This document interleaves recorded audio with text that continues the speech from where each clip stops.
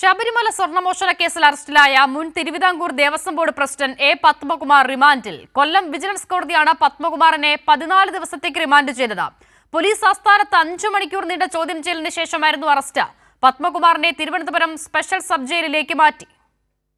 രാവിലെ 10:30 തിരുവനന്തപുരത്തെ police ആസ്ഥാനത്തെത്തിയ A പത്മകുമാറിനെ നീണ്ട 5 മണിക്കൂറാണ് പ്രത്യേക അന്വേഷണ സംഘം ചോദ്യം ചെയ്തത്. കേസിൽ യഥാക്രമം 2ഉം 3ഉം പ്രതികളായ മുരാരി ബാബു, എൻ വാസു എന്നിവർ നേരത്തെ ചോദ്യം ചെയ്യലിൽ പത്മകുമാറിന്റെ പങ്ക് സംബന്ധിച്ച് മൊഴി നൽകിയിരുന്നതായാണ് സൂചന. തുടർന്ന് വൈകിട്ട് 3:30 പത്മകുമാറിന്റെ അറസ്റ്റ് രേഖപ്പെടുത്തി.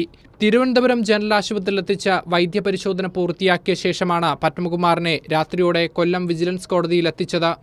കൊല്ലം വിജിലൻസ് കോടതി ജഡ്ജിയുടെ വസതിയിൽ ഹാജരാക്കിയ പത്മകുമാറിനെ 14 ദിവസത്തേക്ക് റിമാൻഡ് ചെയ്യുകയായിരുന്നു.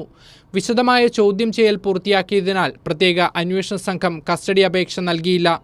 ഡിസംബർ 3 ഹൈക്കോടതി കേസ് വീണ്ടും പരിഗണിക്കുന്നുണ്ട്. ഇതിനു മുൻപായി പ്രധാന പ്രതികളെ അറസ്റ്റ് ചെയ്ത് ചോദ്യം ചെയ്യൽ പൂർത്തിയാക്കി കോടതിയിൽ റിപ്പോർട്ട് സമർപ്പിക്കാനാണ് പ്രത്യേക അന്വേഷണ സംഘത്തിന്റെ നീക്കം. കൈരളി ന്യൂസ്, തിരുവനന്തപുരം.